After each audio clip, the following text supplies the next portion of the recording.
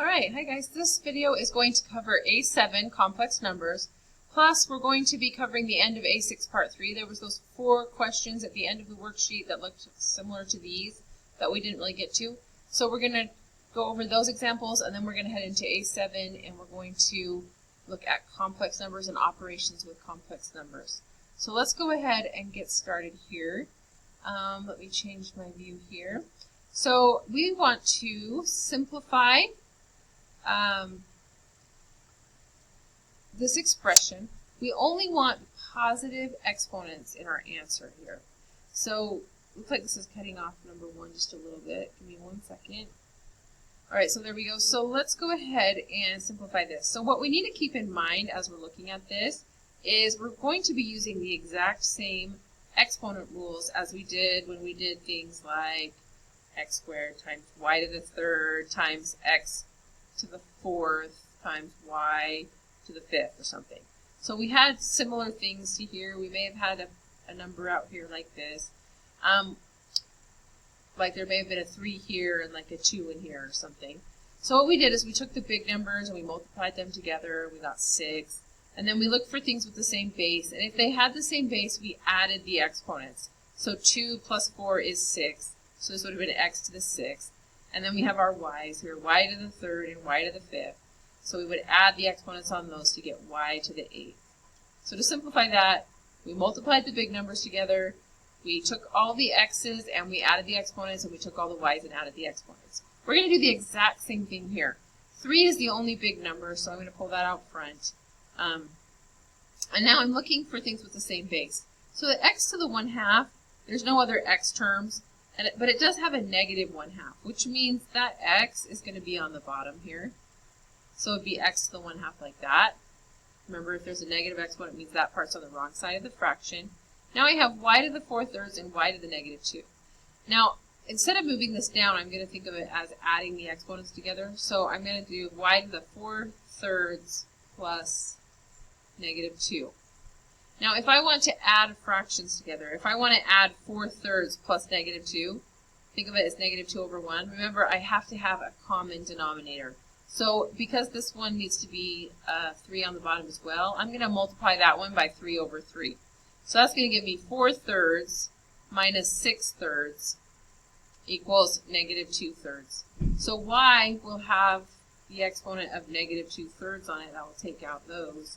So that will still be on the top for now, but since it's negative, I know that belongs on the bottom. So this would be 3 over x to the 1/2, y to the 2/3. Okay, that's as simplified as I can get it. What I'm trying to do when I'm simplifying these is get all the big base numbers together, all of the other bases together with just one exponent instead of having like multiple x's or multiple y's. Okay, so let's go ahead and try another one here. Okay, so here I have 3, 2, and 4, so I'm going to multiply those together first. So 3 times 2 is 6, and 6 times 4 is 24. I've got u to the negative 3, and u squared. So that's this one. I don't see an exponent, but it would be a 1. So I've got u to the 1 plus negative 3, which becomes minus 3, plus 2. So basically, the u is going to go away because 1 minus 3 plus 2 is 0. So this equals u to the 0 power. Anything raised to the 0 power is 1. So it's just like multiplying 24 by 1 again. So all the u's are going away.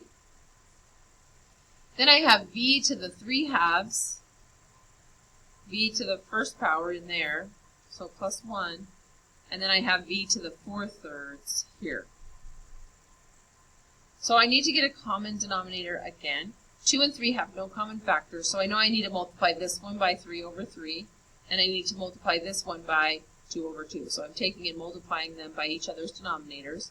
So 3 times 3 is 9, so that gives me 9, and then 3 times 2 is 6. So 9/6. Then I have this one still, and I can write 1 as 6 over 6, right? It's just like multiplying by 6 over 6 to get that same denominator.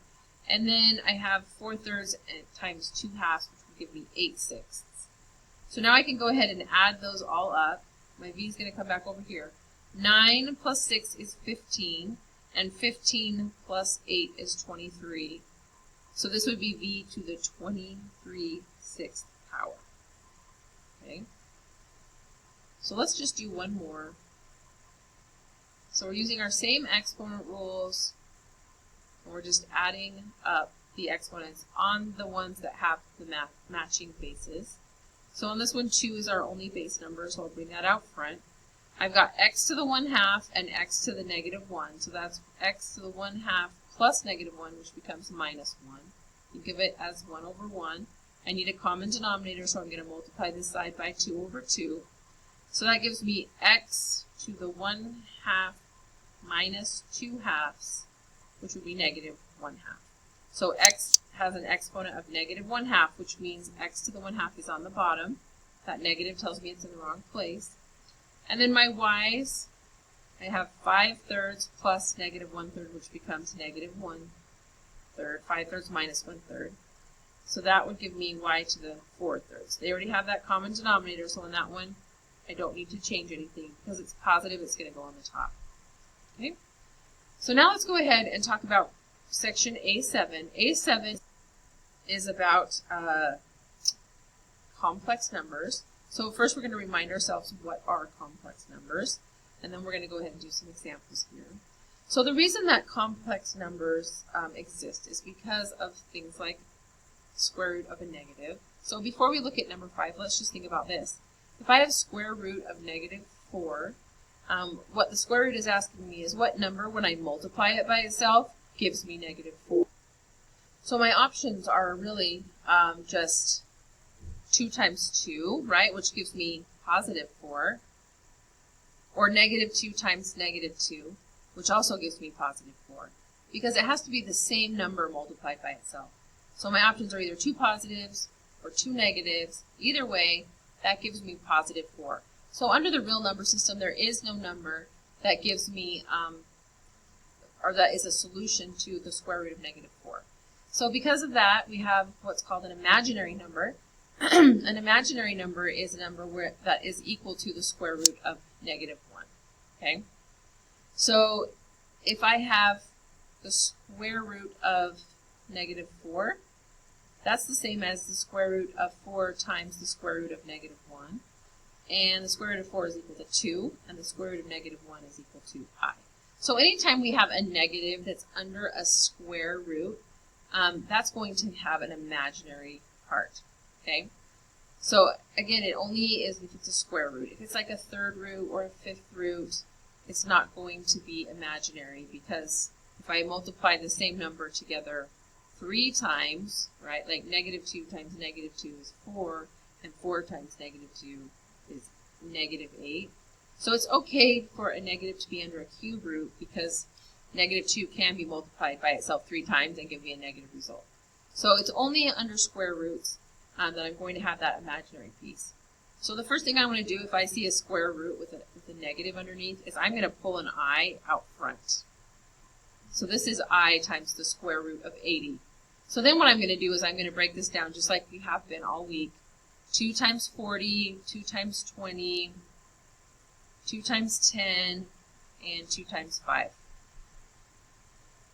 So for every 2 underneath, I can bring one out. So I'm bringing out a 2 with that I. For these 2, I'm bringing out another 2, and then that I is already out there. And then underneath the square root, I would only have that 5 left over. So 4i times the square root of 5 would be the square root of -80 simplified. Okay. So let's go ahead and practice another one. So number 6, I have the square root of -448. So again, because I see that negative underneath there, I know this is going to be imaginary. So first thing I'm going to do, pull out an I. So I times the square root of 448. Now let's go ahead and break this down. 4 goes into 448 112 times. 112 would be 2 times, oops, 4 is not prime. I should not have circled that. That breaks down to 2 times 2. 112 is 2 times 56, and 56 is 2 times 27. 27 is 3 times 9, and 9 is 3 times 3. So for every 2 the same, I can bring 1 out. So for these 2 3s, I can bring a 3. For these 2 2s, I can bring a 2. And for these 2, I can bring another 2. That 3 is by itself. It's going to have to stay underneath the radical. But again, I did have that I because it was negative underneath. So 3 times 2 is 6, and 6 times 2 is 12. So this would be 12i times the square root of 3. Okay.